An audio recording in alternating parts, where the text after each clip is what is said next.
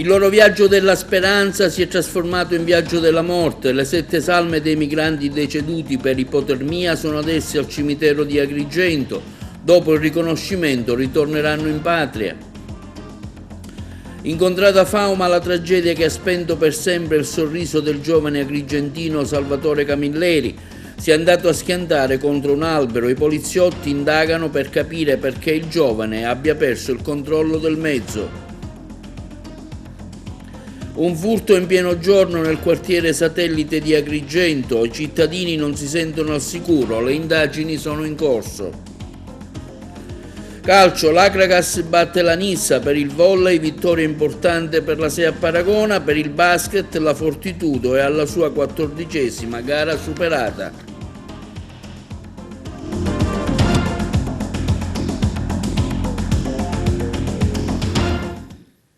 E benvenuti con l'appuntamento odierno di TVA Notizie. Le 7 salme dei bengalesi morti assiderati durante la traversata dalla Libia a Lampedusa sono state caricate sul traghetto di linea e sono giunte ieri sera al molo di Porto Empedocle. Non saranno più tumulati al cimitero di Palma di Montechiaro, dove è stata annullata la cerimonia d'addio prevista per oggi, ma sono provvisoriamente al cimitero di Pianogatta ad Agrigento. L'ambasciata del Bangladesh ha chiesto un eventuale rimpatrio delle salme all'esito dei riconoscimenti cui si sta già lavorando. A coordinare il tutto il cambio di destinazione delle salme e la prefettura di Agrigento d'intesa con il Viminale. Ad accogliere le bare il prefetto di Agrigento, c'è il servizio. Arrivato ieri sera il traghetto Sansovino con a bordo le salme dei 7 bengalesi morti assiderati la scorsa settimana nel mare di Lampedusa, presente il prefetto di Agrigento Maria Rita Cocciufa, accanto al sindaco che ha commentato questa ennesima tragedia. È una circostanza che aggiunge dolore a dolore, stiamo facendo la nostra parte. Le salme saranno collocate in una struttura di Pianogatta ad Agrigento perché il loro paese di origine ha messo in moto un meccanismo per poterli successivamente trasferire nel loro stato. Agrigento sarà quindi un punto di transito. A Lampedusa ci sono già stati dei funzionari che hanno proceduto al riconoscimento. Penso che saranno martedì o mercoledì per ultimare l'iter e far tornare le patrie. Abbiamo accolto questi 7 ragazzi che avevano grandi speranze, la loro vita è finita in niente, conoscevo da medico il fenomeno e lo straccio di questi viaggi. Oggi da sindaco ospito questi poveri sfortunati. Queste le dichiarazioni del sindaco di Agrigento Miccichè al cimitero di Pianogatta, dove sono stati collocati i 7 feretri dei giovani bengalesi.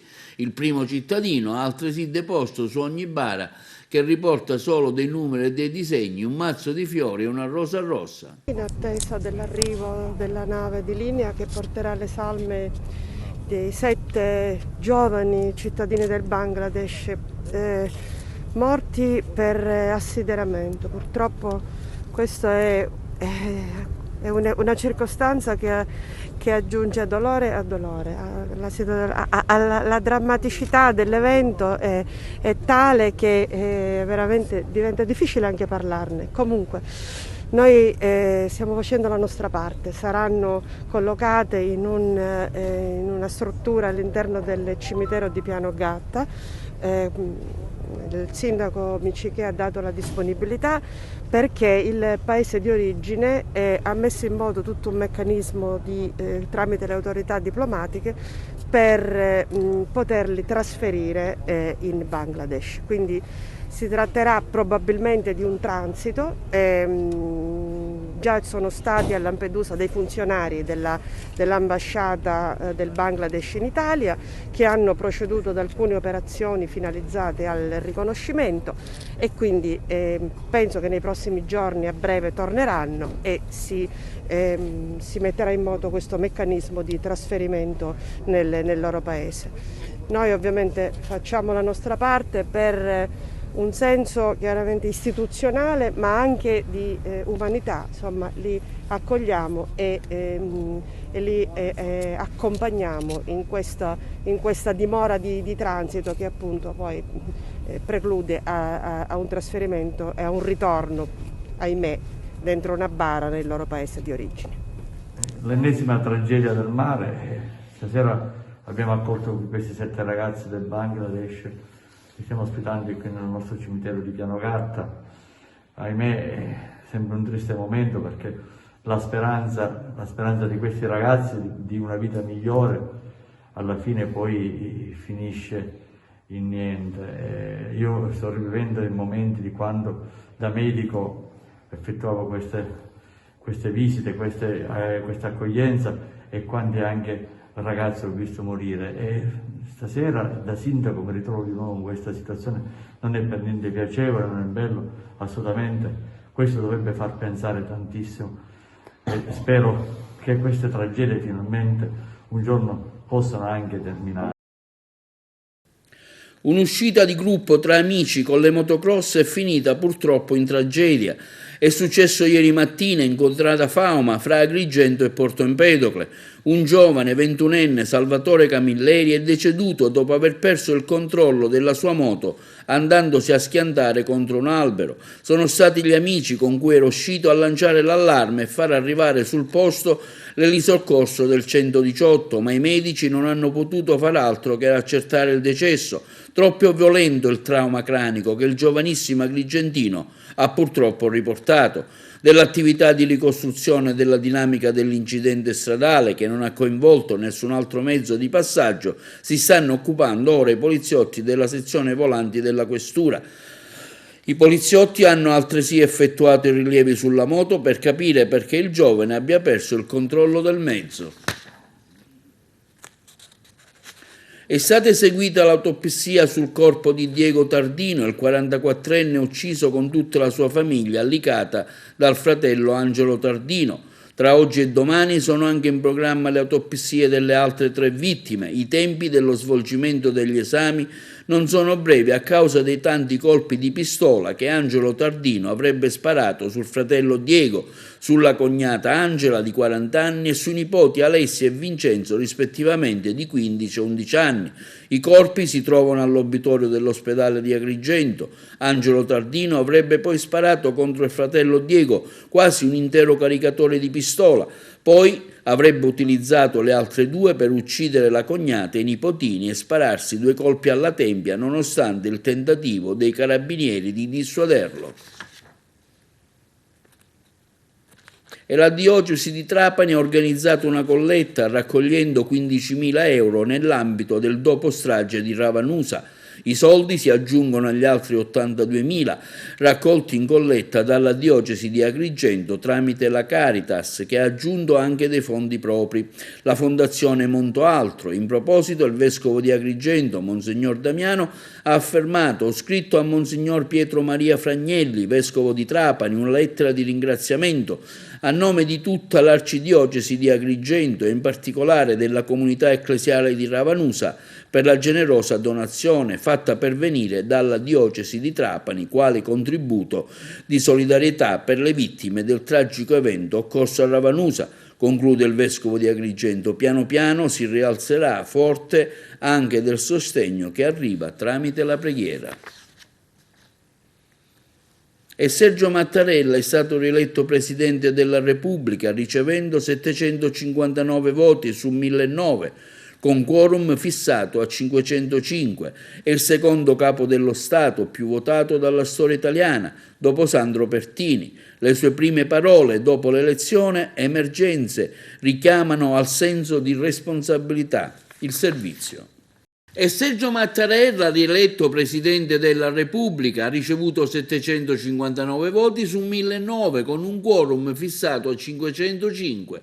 Prima dell'8ª votazione a Montecitorio la maggioranza aveva raggiunto l'intesa sul Mattarella bis e l'attuale Capo dello Stato aveva dato la sua disponibilità.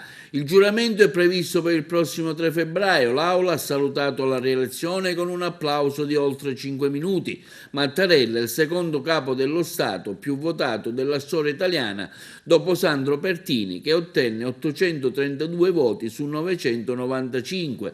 Le sue prime parole dopo l'elezione: emergenze, richiamo al senso di responsabilità. Signor Presidente, insieme al Presidente del Senato Maria Elisabetta Alberti Casellati, siamo qui a comunicarle il risultato della votazione, con la quale in data odierna il Parlamento, in seduta comune con la partecipazione dei delegati regionali, la eletta Presidente della Repubblica con 759 voti. Ciò risulta dal processo verbale approvato al termine della seduta medesima che ho l'onore di consegnarle. Ringrazio i Presidenti della Camera e del Senato per la loro comunicazione. Desidero ringraziare i parlamentari e i delegati delle regioni per la fiducia espressa nei miei confronti. I giorni difficili trascorsi per la elezione alla Presidenza della Repubblica, nel corso della grave emergenza che stiamo tuttora attraversando sul versante sanitario, su quello economico, su quello sociale, richiamano al senso di responsabilità e al rispetto delle decisioni del Parlamento. Queste condizioni impongono di non sottrarsi ai doveri cui si è chiamati e naturalmente devono prevalere su altre considerazioni e su prospettive personali differenti, con l'impegno di interpretare le attese e le speranze dei nostri concittadini. Da domani, martedì 1 febbraio 2022, il Green Pass sarà ridotto dagli attuali 9 ai 6 mesi di durata. Poi il governo probabilmente deciderà di renderlo di durata indefinita per chi ha 3 dosi, visto che non ci sono altre somministrazioni all'orizzonte, almeno per il momento. Sarà inoltre obbligatorio per entrare nei principali negozi e attività, così come sarà obbligatorio per tutti gli over 50 essere in regola con il ciclo vaccinale per non incorrere nelle sanzioni previste dalle norme attuali. 2 provvedimenti nel giro di una settimana dopo la pausa per le elezioni del Capo dello Stato serviranno a prorogare le misure anti-Covid in scadenza e a rimettere mano all'arresto con l'obiettivo di semplificare le regole. Sistema a colori rivisto.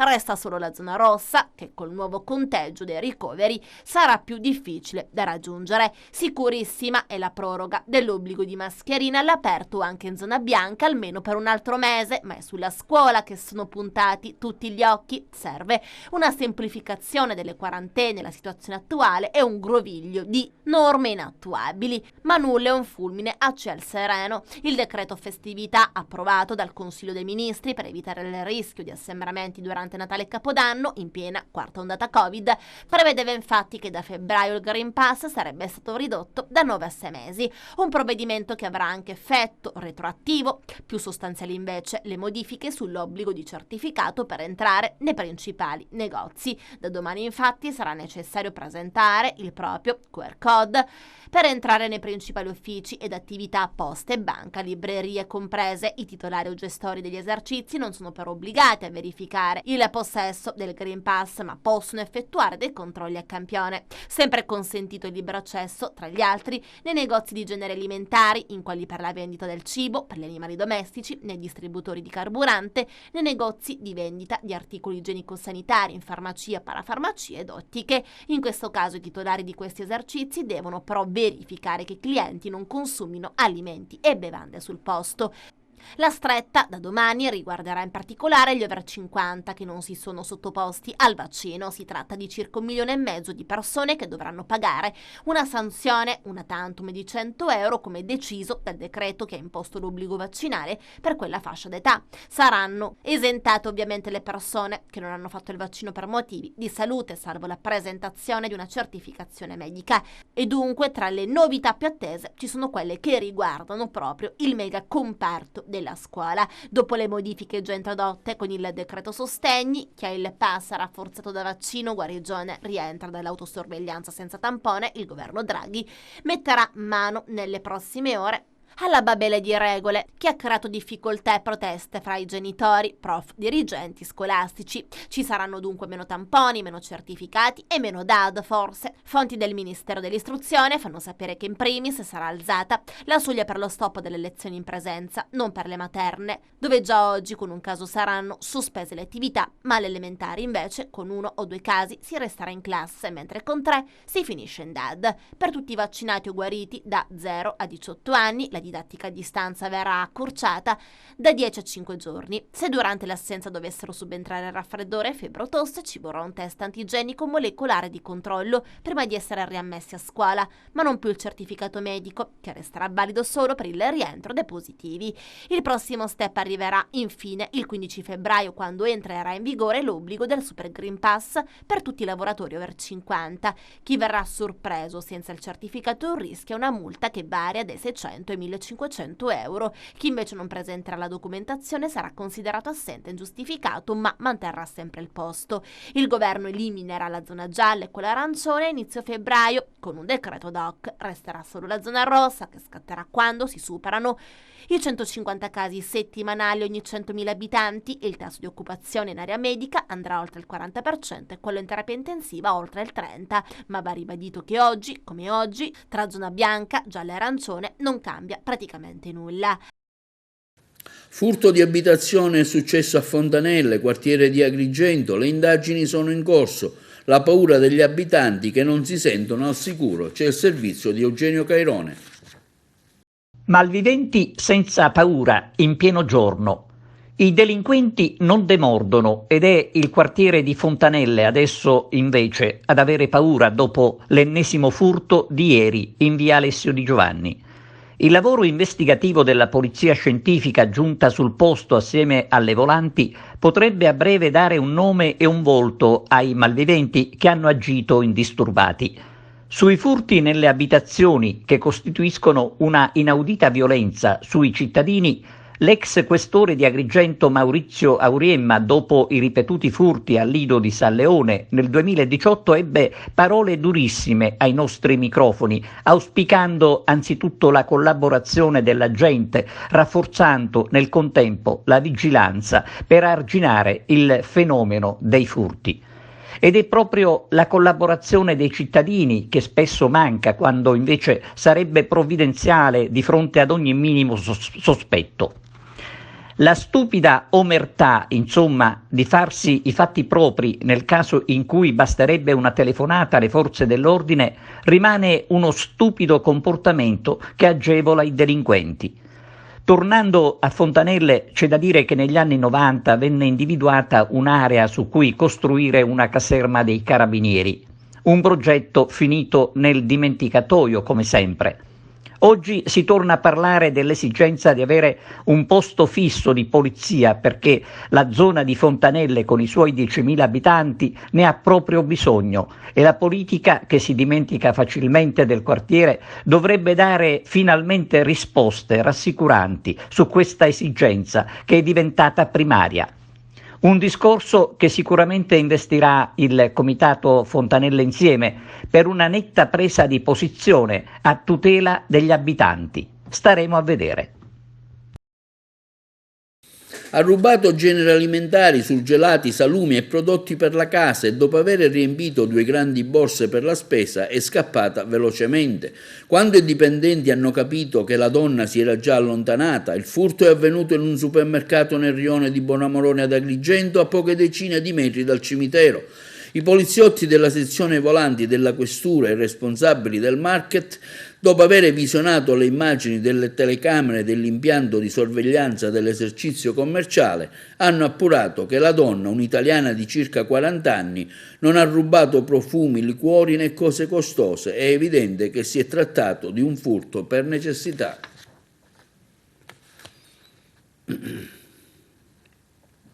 Soldi stanziati dallo Stato per aiutare le imprese e i commercianti in difficoltà a causa della pandemia e finiti invece in modo illecito nelle mani di professionisti, imprenditori e commercialisti che non ne avevano diritto. Questa è la maxi frode scoperta dalla Guardia di Finanza in un'indagine partita da Rimini e poi estesa a diverse regioni. Complessivamente sono 78 le persone indagate e 35 le misure cautelari emesse dal GIP, mentre è di 440 milioni l'importo complessivo dei fondi illecitamente percepiti attraverso la creazione e la commercializzazione di falsi crediti d'imposta.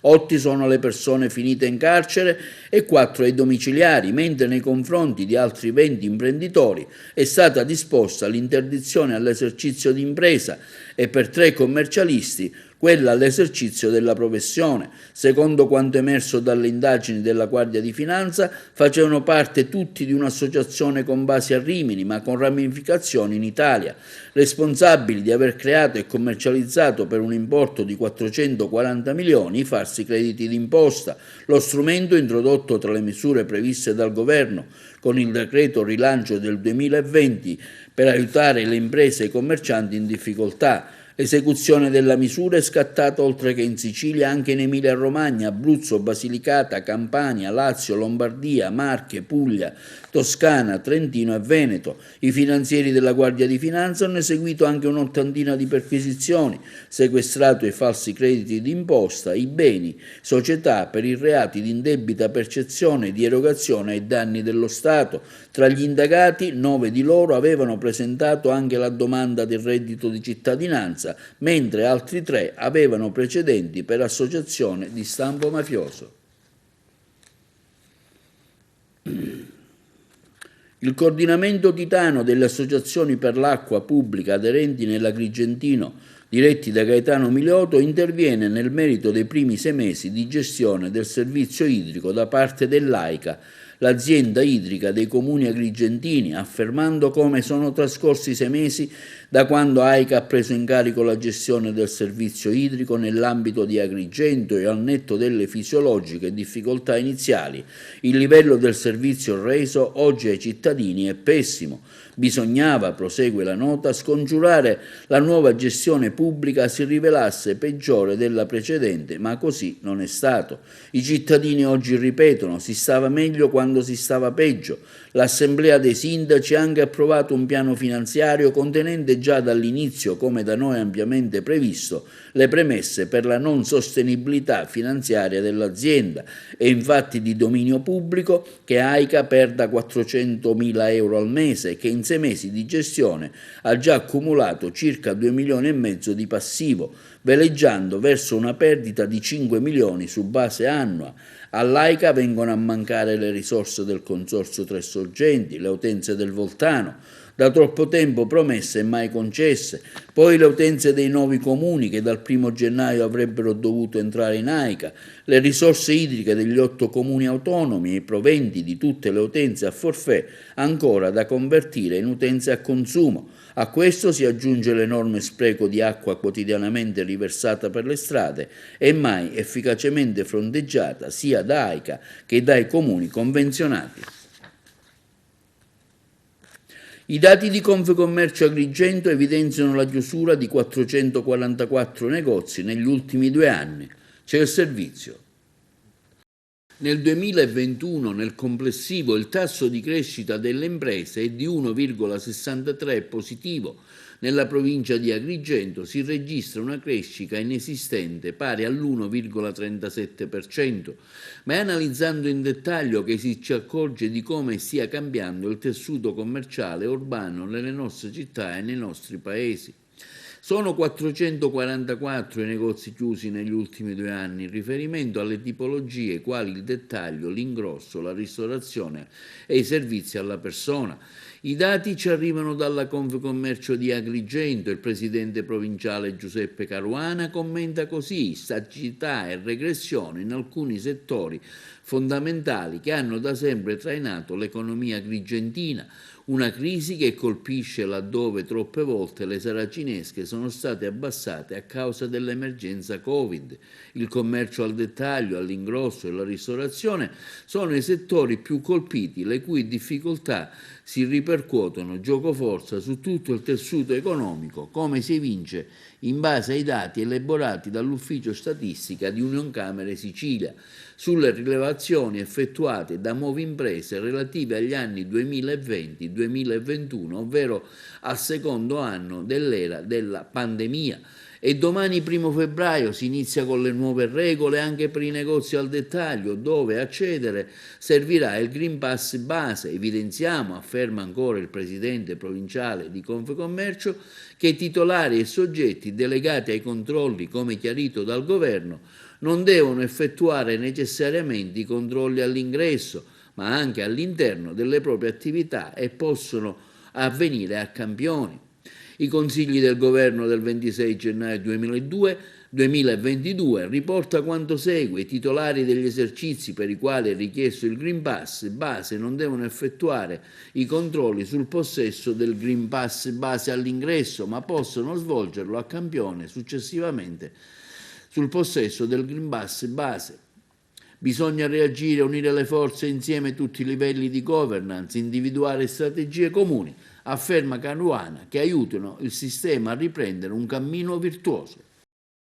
L'ex presidente della regione e commissario della Nuova Democrazia Cristiana, Totò Cuffaro, smentisce un'alleanza politica con l'UDC in Sicilia, così come dichiarato nel corso di un'intervista fatta alla nostra emittente da Decio Terrana e Pino Pellegrino. Cuffaro afferma: smentisco con veemenza che ci sia una commissio tra l'UDC e l'ADC. I simboli sì sono importanti ma non essenziali. Quando l'esercizio di utilizzo degli stessi è privo di contenuti, si dissolve in una dozzinale operazione di marketing dalla quale mi dissocio categoricamente. All'intento propagandistico, prosegue Cuffaro, che segue una logica commerciale, come se i valori fossero beni materiali e non patrimonio immateriale. Rispondo che la Democrazia Cristiana è innanzitutto di chi l'ha fondata, di Dostuzzo, di Alessi, di De Gasperi e di tanti altri, ma noi vogliamo sopra ogni cosa che la Democrazia Cristiana nuova torni a essere delle persone, ed è nuova non perché è diversa, ma perché è rinnovata nella sua capacità di comunicare e nelle intuizioni, ed è con questo spirito, continua l'ex presidente della regione, che vogliamo che torni a vivere nel cuore di molti. È morto l'ex sindaco di Ravanusa, Giuseppe Bonaventura, aveva 86 anni e lascia la moglie Santina e il figlio Peppino.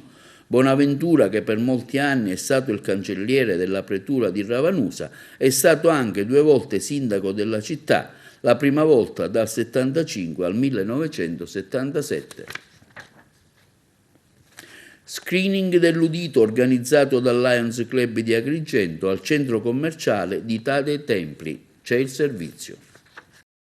Nell'ambito delle attività di service per la prevenzione e promozione della salute, il Lions Club Agrigento Valle dei Templi, presieduto dalla professoressa Maria Assunta Iacono, ha svolto lo screening gratuito dell'udito presso il centro commerciale Città di Templi di Agrigento. Un importante effetto di prevenzione grazie alla collaborazione e partecipazione dell'otorinolaringoiatra dottore Antonio Cinà, che con professionalità ha svolto lo screening sanitario a coloro i quali si sono sottoposti al controllo. Tante le persone che si sono visitate sotto il test ed effettuato il riscontro di un deficit uditivo. In tal modo i soci Lions del Club Agrigento Valle dei Templi, grazie alla collaborazione anche con il centro commerciale, hanno contribuito a promuovere il benessere della salute di tanti cittadini. Ancora una volta il Lions Club Agrigento Valle dei Templi, presso il centro commerciale Città dei Templi, ha il piacere di somministrare lo screening audiometrico, quindi per l'udito, grazie alla collaborazione e all'intervento del dottore Cinà, il nostro otorino, il quale appunto ha già iniziato il proprio lavoro, poiché insomma il centro commerciale ci offre la possibilità di avere degli avventori che sono sempre interessati comunque, anche se non tutti, insomma in buona parte riescono a fruire di questi nostri servizi. Sicuramente un'altra occasione per poter servire la nostra comunità. Allora, oggi siamo qua al centro commerciale Valle dei Templi al servizio della popolazione. I nostri service che abitualmente noi organizziamo nel territorio sono volti principalmente alla prevenzione di quelle che sono le patologie più comuni della popolazione. Questo è uno degli screening più importanti a cui il Lions tiene particolarmente, proprio perché l'ipoacusia, trattandosi di una patologia molto diffusa e magari misconosciuta nei soggetti e in tutta la popolazione. Ritengo che, data questa importanza, ovviamente noi ci aspettiamo che ci sia una grande collaborazione e partecipazione da parte degli utenti di questo centro commerciale.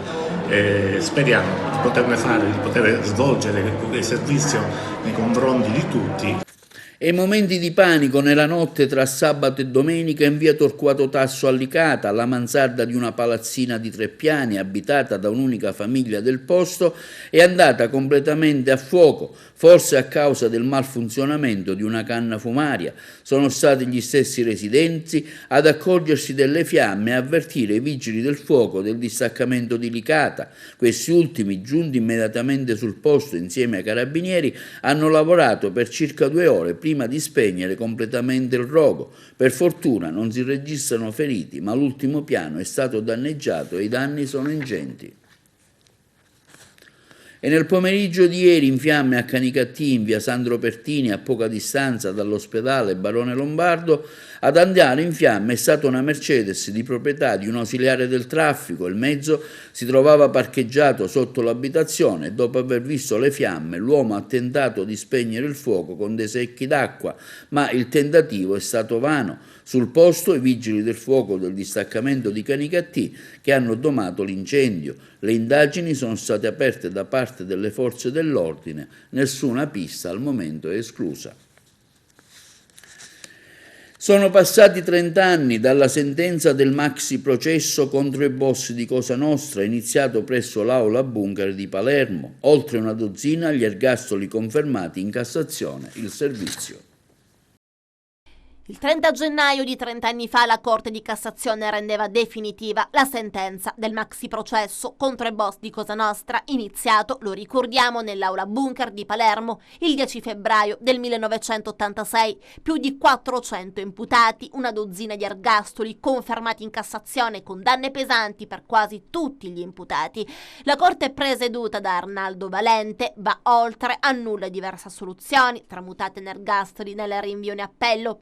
Nessuno più è intoccabile, ecco perché la risposta della mafia siciliana trasformerà quel 92 in un anno di sangue, di attacco al cuore dello Stato, che aveva osato processare e condannare il Gotha di Cosa Nostra siciliana. Si rompono di fatto gli equilibri con la politica incapace, probabilmente, di garantire l'impunità attraverso i giudici. Ammazza sentenze della Corte di Cassazione. Cade Salvo Lima il 12 marzo del 92, è l'anno delle stragi, Falcone e Borsellino. La magistratura continua a pagare con la vita dei suoi uomini migliori. La dedizione nel portare a compimento il più grande processo penale nella storia non solo del nostro paese, ma del mondo intero. Omicidio, traffico di stupefacenti, estorsione, associazione mafiosa, queste le accuse principali.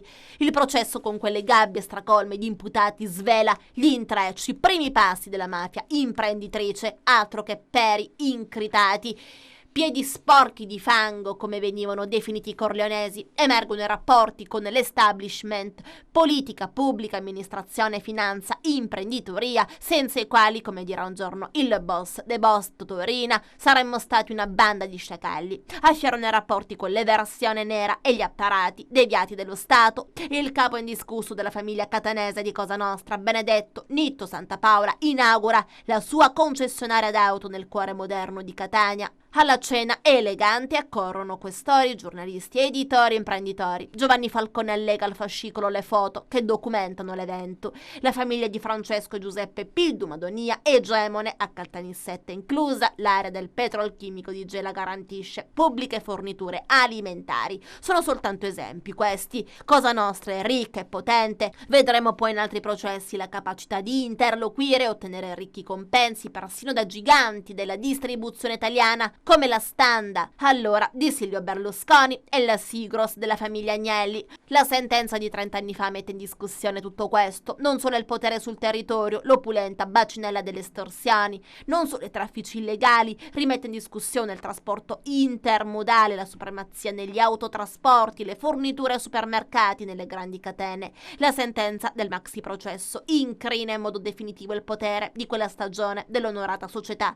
Nel 93 saranno arrestati Totorina e Nitto Santapaola. Resta libero però Binnu Provenzano, leader della fazione tratta-attivista dei corleonesi. Gli investigatori sanno dove si trova. Per anni nessuno andrà però ad arrestarlo. Ancora oggi resta libero Matteo Messina Denaro, figlio di Francesco Don Ciccio Messina Denaro, campiere della famiglia di un sottosegretario all'interno. Il processo di primo grado presieduto da Alfonso Giordano dura meno di 2 anni, da febbraio 86 a dicembre dell'87.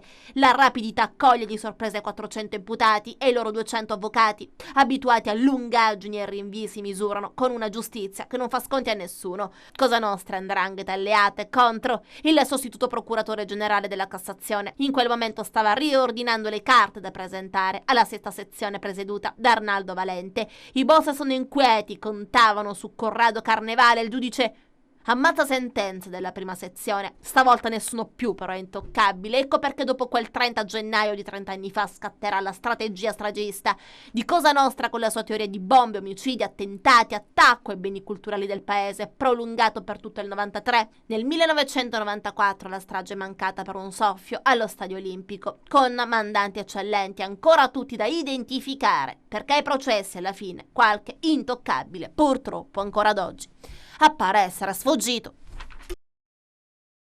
E ora la linea alla regia per la pubblicità. Passiamo ora allo sport, una vittoria importante in uno scontro diretto per l'alta classifica. L'Akragas batte la Nissa per 1-0 allo Stadio Esseneto di Agrigento nella seconda giornata di ritorno del campionato Eccellenza Girone A. Il servizio del collega Carmelo Lentini.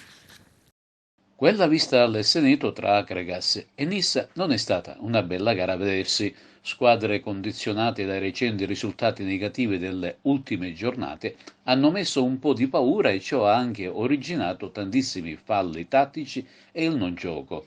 Akragas più propositivo nel primo tempo, Nissa più timida nelle azioni con qualche incertezza a centrocampo. E proprio da una disattenzione nissena matura l'unico gol akragantino, che sono valsi 3 punti importanti alla fine del primo tempo. Bel lavoro sulla fascia di Bellanca, cross al centro dell'area e colpo di testa a volo d'angelo di Leonardi che beffa il portiere Cheba. Tutto qua la prima frazione di gioco, con entrambe le squadre che a stento hanno cercato di trovare il giusto pallino di gioco per impensierire i rispettivi portieri.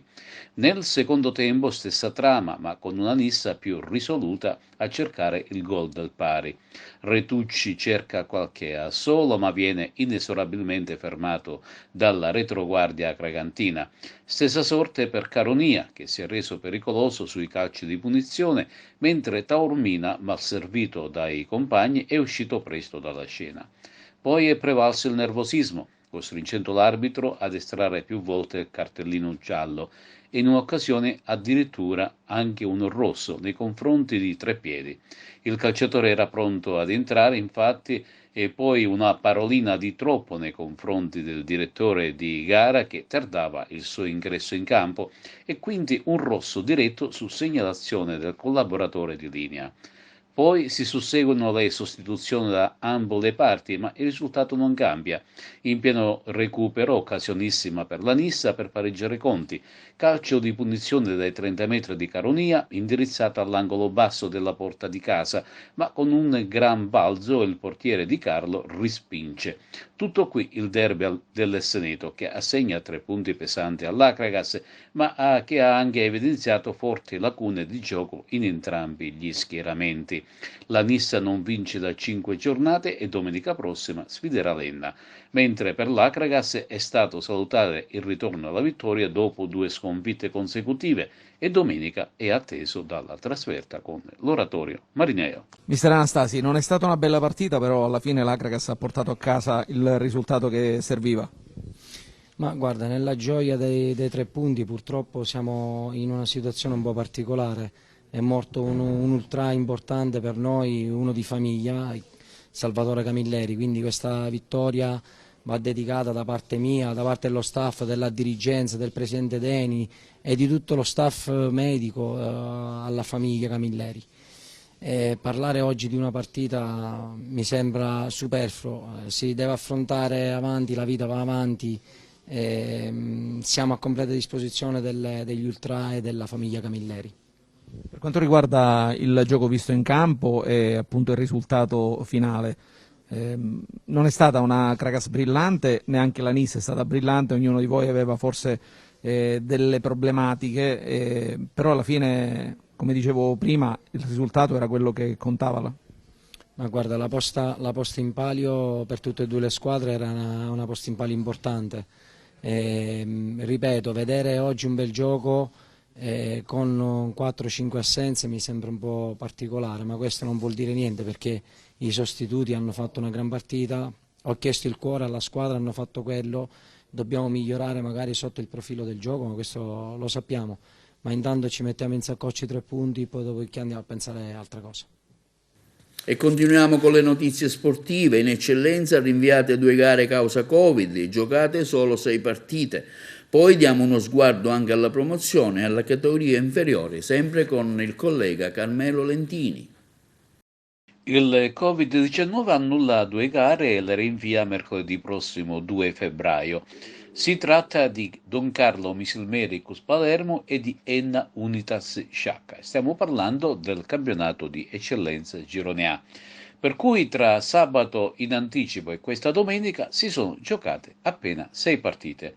L'Agragas supera con minimo scarto la Nissa grazie alla rete di Leonardi, mentre il capolista Canicattì mantiene la vetta con un buon margine di punti superando il Forte Mazzara grazie alla doppietta di Iezzi.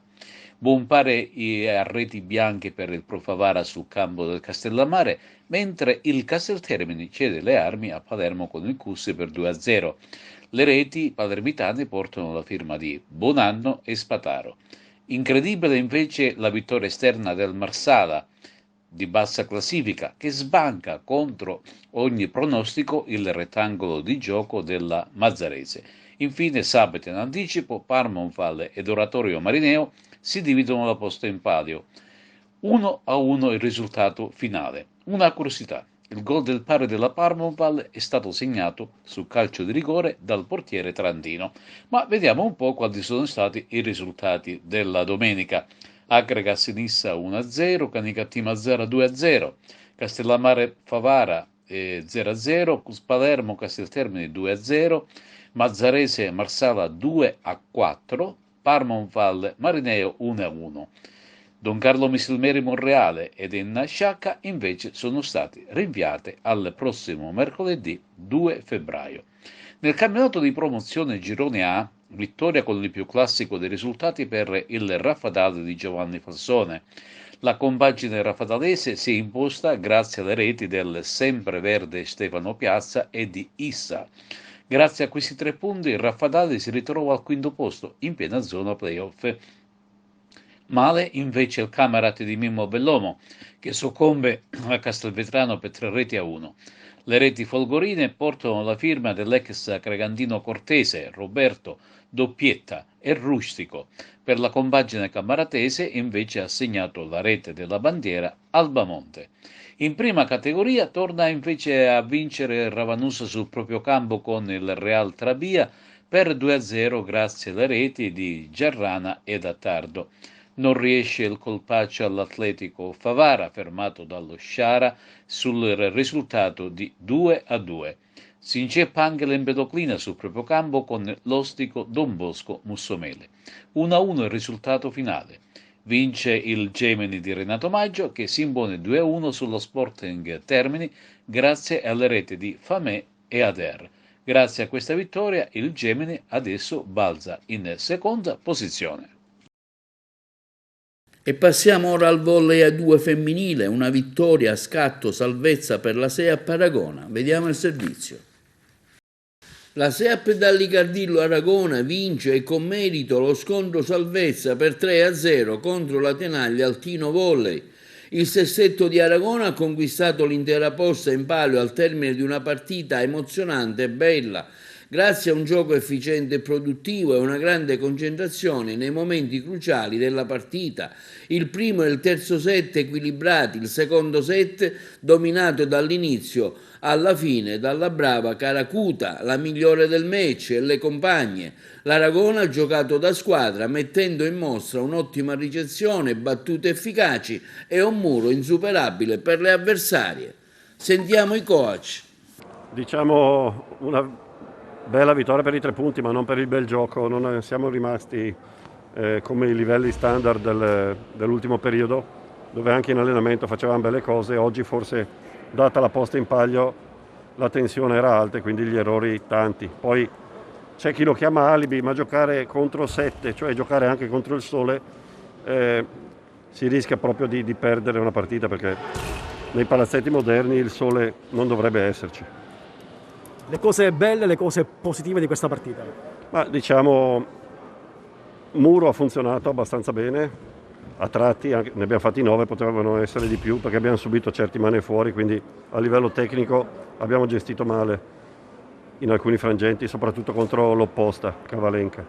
E poi abbiamo recuperato situazioni difficili nel primo e nel terzo set, quindi diciamo che non demordere è stata una buona arma. Credo sia mancata un po' di lucidità nei momenti che contavano, perché sia nel primo che nel terzo set siamo sempre stati in vantaggio, poi nei momenti caldi della partita qualche errore di troppo. Come costruire la salvezza dell'Altino? Con un po' più di consapevolezza, nel senso che poi quando si continua a perdere è chiaro che giocarsi momenti importanti è difficile. Quando si arriva su quei punteggi bisogna avere un po' più di coraggio e spregiudicatezza un po' in tutti i reparti. Oggi cosa ha fatto la differenza? Ma te l'ho detto, credo la capacità di vincere che ha avuto Aragona rispetto a noi, che ti ripeto, fino ai punteggi importanti siamo stati in partita, con le palle che contavano veramente abbiamo fatto errori o scelte stupide, insomma. E per il campionato di basket di Serie B maschile, la Fortitudo Agrigento ha vinto in trasferta a Formia per 67-66. Nella Fortitudo, priva di Grande e Chiarastella, hanno giocato un'ottima partita Nicolas Maier, Bruno Cuffaro e soprattutto Cosimo Costi, autore di una prestazione eccellente che regala 2 punti preziosi alla Fortitudo capolista. Domenica prossima la Fortitudo giocherà in casa a Porto Empedocle al Pala Moncada contro il Ruvo di Puglia. E questo è tutto per l'informazione di TVA Notizie. Vi diamo appuntamento alla prossima edizione.